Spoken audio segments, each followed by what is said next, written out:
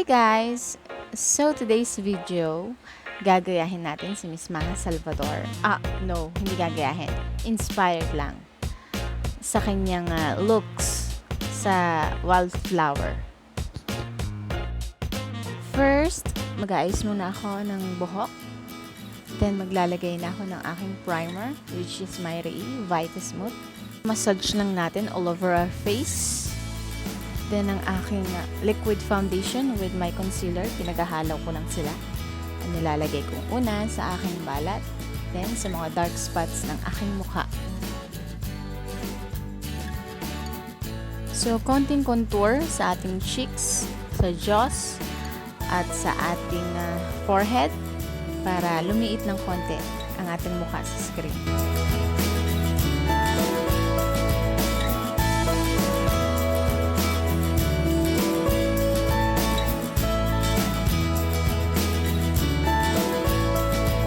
And brush it off with another clean brush para walang hard edges. Loose powder. Oh my God, napadami. Mukha na akong ati-atihan. For my brows, medyo exage natin siya ngayon. Pang malakas ang kilay ito. So, binabrush ko lang siya para magmukha siyang natural pero talagang kumakapal. Kasi hindi siya kita sa screen. Ba't ganon? Pagpasensyahan nyo na kung medyo exage yung aking kilay or aking makeup kasi bago lang talaga ako nag-tutorial. Gusto ko lang talagang ipakita yung hilig ko. Hilig ko kasi talaga mag-makeup.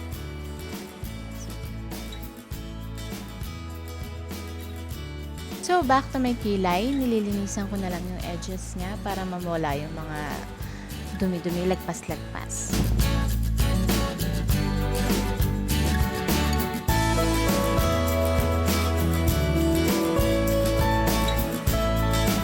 For the eyeshadow, so napansin ko na yung makeup ni Miss Maja is more on darker sa outer corner ng kanyang mata. And more on black and brown yung kulay. So nilalagyan ko ng brown sa ating outer corner hanggang sa crease. Then after that, lalagyan ko naman ng black sa ating outer corner. Then blend it with another brush para magmukha siyang smoky.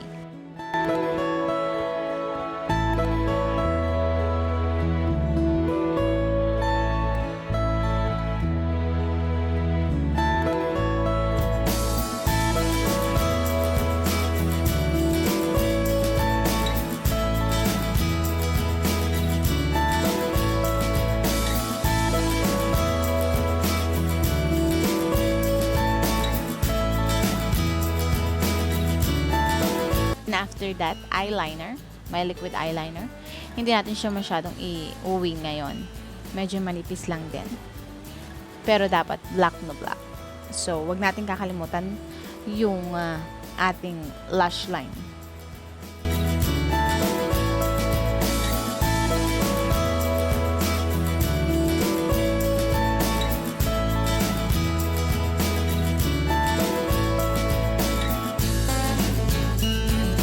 Then, i-brush off na natin yung loose powder. I think na-bake naman na yan. Okay. Brush lang.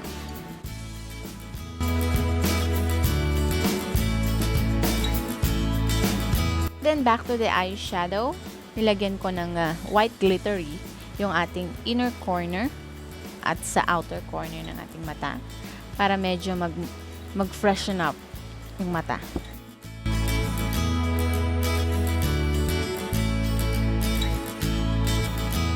After putting false eyelashes, maglagay naman tayo ng mascara para dumikit ang ating falsies sa ating natural eyelashes.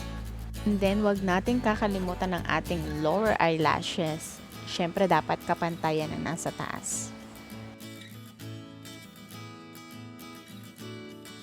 And for our blush, this is pink blush, pero hindi ko na siya masyadong kakapalan kahit hindi na siya masyadong makita sa screen kasi dapat ang focus natin ay sa nasa mata at lips.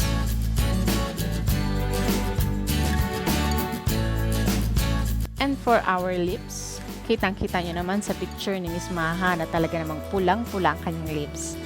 So, wala na tayong paligoy-ligoy pa. Magre-red lipstick tayo. So guys, this is Maja Salvador inspired makeup look.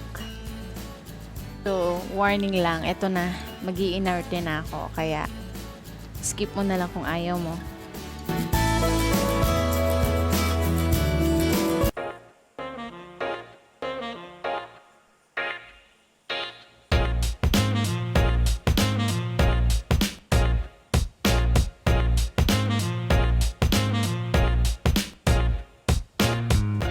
Thank you for watching, guys. Sana nagustuhan niyo ang ating makeup tutorial today. So if you do, please like, share, and don't forget to subscribe. Thank you.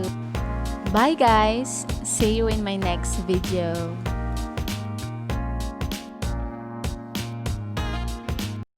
Thank you for watching.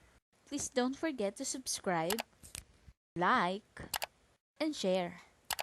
And don't forget to hit the notification bell.